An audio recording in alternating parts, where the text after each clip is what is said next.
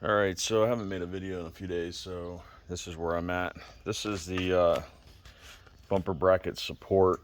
So the bumper, this goes inside the floor. Look how hot this is. It's a little hot, so let's use gloves. I just welded on it. So basically, this is just a bracing for the bumper.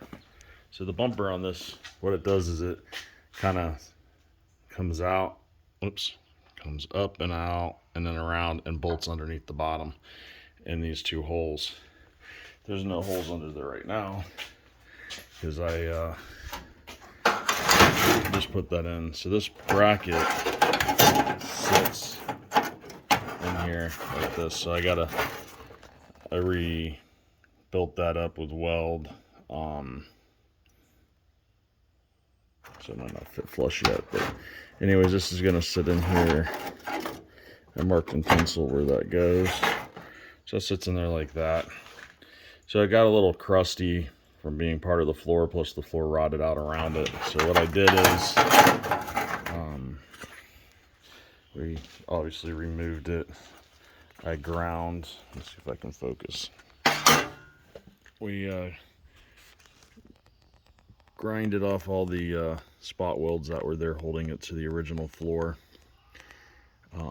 The bottom was kind of okay. I had a grinder mark in here where I removed some of the floor, so I filled that in with a weld. Is it perfect? No, but it's stronger. So in here had a lot of pitting, so wherever the pitting was, I went ahead and just filled it with weld.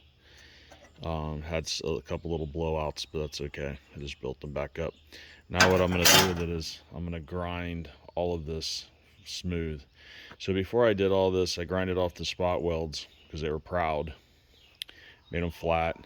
Took it over to the anvil, flattened this piece out really well. Now, some of these new welds are a little proud, so we'll smooth those out. And you really won't be able to see much pitting in it anymore. When it goes back in the car, it's going to look nicer than it did. And building the metal back up, like it was missing this whole edge there, so I built that up with weld. You know, it's not only going to look nicer, but it will still be strong. So cleaning that part up, getting that in there. Step on tools. The other thing we redid was we rebuilt this battery tray. There was no notch on the end. I'm wondering if this is a different battery tray than the other Amphicars have. Because what was left of the brackets looked like that. So it was cut out to fit around the beads, which it does. I might try to build that edge up just because it can be seen. Or I'm just going to lightly tack this in. So I'll just drill two holes, like one hole here, one hole in the middle there. Or better yet, I'll probably just do one hole there in the middle and one there, because these outside edge ones will be hard to get to. Because there's a guy that remakes this bracket and the box and everything, and I could just drill this out. But for right now, I can at least have a tray to put the battery on. So until that happens, I'm gonna go ahead and dress these welds, knock them down. So don't laugh. I had my 14-year-old nephew and my 13-year-old son. They're the ones that actually welded this. It is good enough for government work. So that's gonna get cleaned up right now too. Then with that, I'm just going to zinc primer the bottom and hit it with some red and paint the top. So once I get those finished, I'll have those mounted inside here, and I'll clean up a couple, like that weld there, I'll clean it up a little bit. And this side here is finished. So we got the drop down, the floor in the rear corner, also this rear piece that was missing. Cleaned it all up.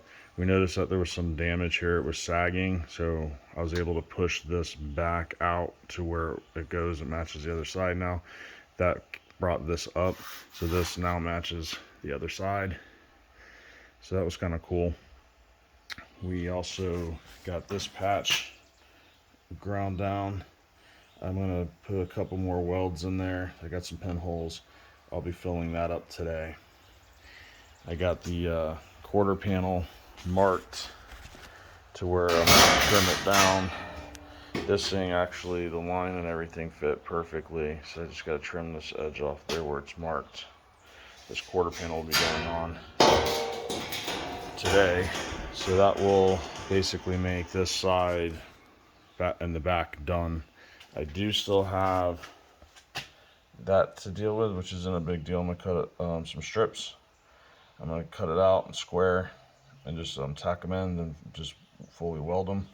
I got a couple of patches on the bottom, just flat and square, easy to get to, so not a big deal. This side I kind of procrastinated on, but I got it done.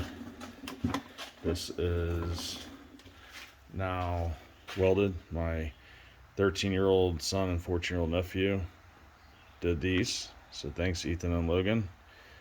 That's welded in. Under the floor was fine. Okay, that is now officially all the way welded in. We used a light, spot welded all the pinholes, ground it, and checked for pinholes again. I'm confident that's done.